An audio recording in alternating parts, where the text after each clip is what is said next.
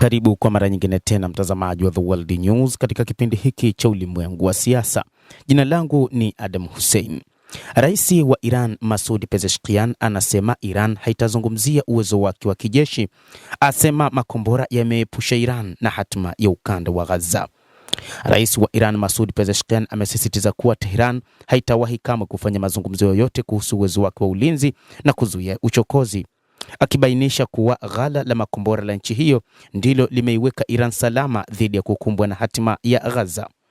Mipango ya watu wa Marekani na Israel ilikuwa kuifanya Iran kuwa kama ukanda wa Gaza, kushambulia na kuangusha majumba yote kama ilivyokuwa ukanda huo, lakini kutokana na kuwa na makombora mazito na yenye uwezo wa hali ya juu, Iran imesalia na hadi sasa miundombinu yake bado ipo imara.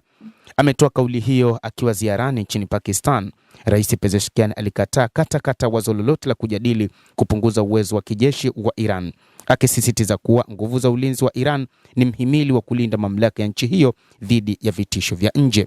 Akizungumza kando ya waziri mkuu wa Pakistan Shehbaz Sharif wakati wa mkutano wa pamoja na waandishi wa habari mjini Islamabad, Rais Pezeshkian amezikosoa nchi za magharibi ambazo hujinadi kama watetezi wa haki za binadamu na kusema madai hayo hayaendani na vitendo vya nchi hizo.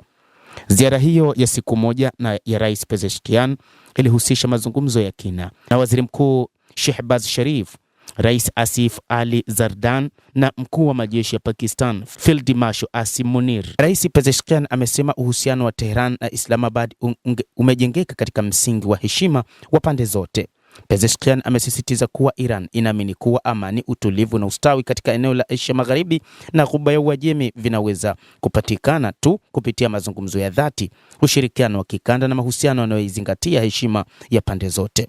Ikumbukwe kuwa Pakistan ilichukua nafasi kubwa katika kuwezesha mkataba wa maelewano MOU kati ya Iran na Marekani. Mapatano hayo ya hivi punde yalifikiwa baada ya vita vya siku 40 vilivyoanzishwa na Marekani na Israel dhidi ya Iran mnamo Februari 28. Waziri Mkuu Sharif na Field Marshal Asim Munir walisaidia kama wapatanishi katika mazungumzo hayo ambayo yaliandaa njia kusitishwa kwa vita vya uchokozi dhidi ya Iran na kufungua mlango wa majadiliano ya baadaye kuhusu kuondolewa kwa vikwazo na usalama wa kikanda. Rais wa Iran ametoa wito wa ushirikiano wa karibu zaidi ya miongoni mwa nchi za Kiislamu, akisema Iran imenyoosha mkono wa urafiki kwa nchi za kanda hii katika harakati za kutafuta mfumo mpya wa usalama. Amezitaja Qatar, Saudi Arabia, Misri na Uturuki kama nchi zilizowezesha kuwa na mchango wenye matokeo katika kuunda mfumo huo. Rais Pezeshkian ametoa shukrani kwa uongozi wa wananchi wa Pakistan kwa uungaji mkono wao kwa Iran wakati wa vita vya hivi karibuni. Kwa upande wake, waziri mkuu wa Pakistan Shehbaz Sharif amesema mazungumzo yake na rais wa Iran ni yenye tija kubwa na yamefanyika katika mazingira ya kirafiki sana. Sharif ameitaja ziara hiyo kama tukio la kihistoria kati ya Pakistan na Iran, huku akiunga mkono hatua za kumaliza vita kati ya Iran na Marekani chini ya mkataba wa maelewano wa Islamabad. Waziri mkuu huyo amepongeza jukumu la Pakistan kama msuluhishi mwaminifu na mwenye nia njema na amewashukuru viongozi wa Iran kwa kuamini juhudi za Islamabad. Katika mikutano yake tofauti na Field Marshal Asim Munir na Rais Asif Ali Zardari, Rais Pezeshkian alijadili njia za kupanua ushirikiano wa kimkakati na kuimarisha uhusiano wa nchi hizo mbili.